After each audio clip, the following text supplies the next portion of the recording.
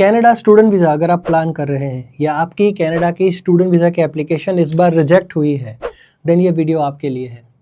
Friends, एक बहुत बड़ा change in approval ratio and in approval logic government of Canada ने इंट्रोड्यूस किया है। उसके लिए उन्होंने कैनेडियन इंस्टीट्यूशंस और यूनिवर्सिटीज़ के साथ कम्युनिकेट भी किया है, उनको ईमेल भी किया है, जिसके बारे में मुझे आपको बताना है।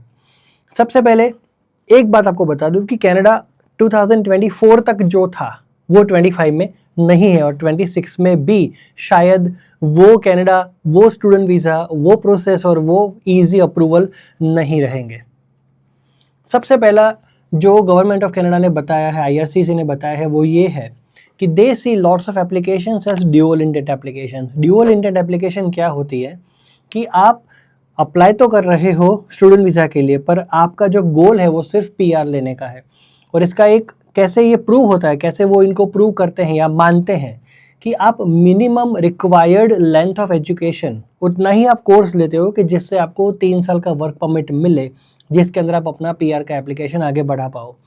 इसीलिए जो 12th के बाद 2 साल का डिप्लोमा लेके जाते हैं, ऐसे बहुत सारे, आप इतना समझ लो almost all we can say, but बहुत सारी एप्लीकेशंस रिजेक्ट हो रही है।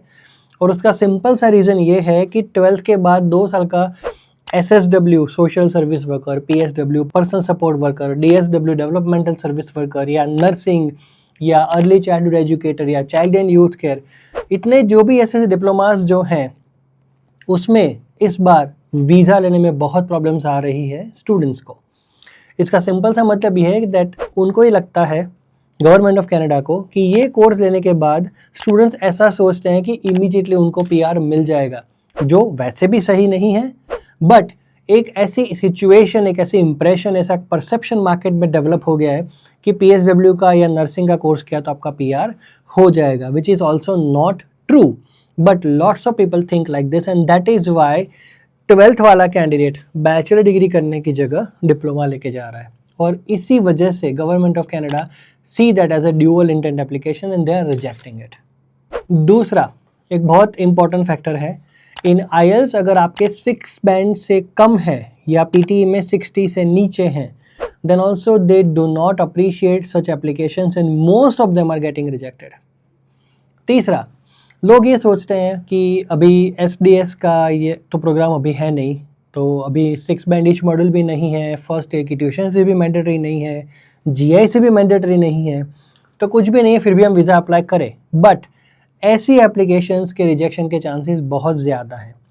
सो उन्होंने अपनी वेबसाइट पे बेसिक रिक्वायरमेंट्स फाइनेंस की लिखी हुई है that you should have minimum 4 month old finance और your education loan and you should have paid your GIC and first year tuition fees. जो लोग ये फॉलो नहीं करते हैं, ऐसी एप्लीकेशंस में भी रिजेक्शन के बहुत ज़्यादा चांसेस बन जाते हैं। सो IELTS में अगर आपके सब में 6 बैंड नहीं है, PTE में 60 के नीचे नहीं है, फर्स्ट ईयर की फ़ीस आपने नहीं पे करी है और फर्स्ट ईयर का GIC नहीं है और आपके पेरेंट्स का ITR डिसेंट नहीं है जिससे आपका फ्यूचर एक्सपेंसेस कवर हो जाए, एंड आप सिर्फ 1 साल का पोस्ट ग्रेजुएट कोर्स या फिर 2 साल का डिप्लोमा 12th के बाद, या कुछ लोग तो बैचलर डिग्री करने के बाद भी 2 साल का डिप्लोमा अप्लाई करते हैं। ऐसी सारी एप्लीकेशंस जो पास्ट में 90% तक अप्रूव होती थी, इस बार वो नहीं हो रही है और ये समझ में रखना बहुत ज़रूरी है।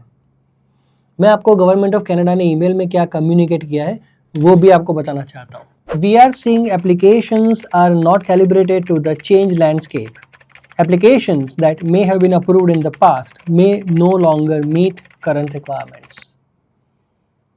इसका सीधा सा मीनिंग ये है कि गवर्नमेंट ऑफ कनाडा ने अपना स्टूडेंट वीज़ा एप्लीकेशन का जो लॉजिक है, जो क्राइटेरिया है, वो काफ़ी हद तक चेंज और स्ट्रिक्ट कर दिया है और बहुत सारे लोग ये समझ नहीं पा रहे हैं।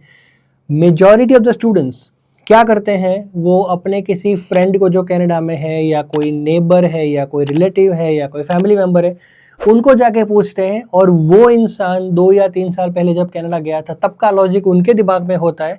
वो आपको सजेस्ट करता है कि आप ऐसा ही करो, आपको ज़्यादा कुछ करने की ज़रूरत नहीं है, आप कम से कम फीस वाली कॉलेज में कम से कम ड्यूरेशन वाला डिप्लोमा लेके आ जाओ। अब ऐसा नहीं हो रहा है। ये अगर आप समझोगे तो आप रिजेक्शन से बच जाओगे।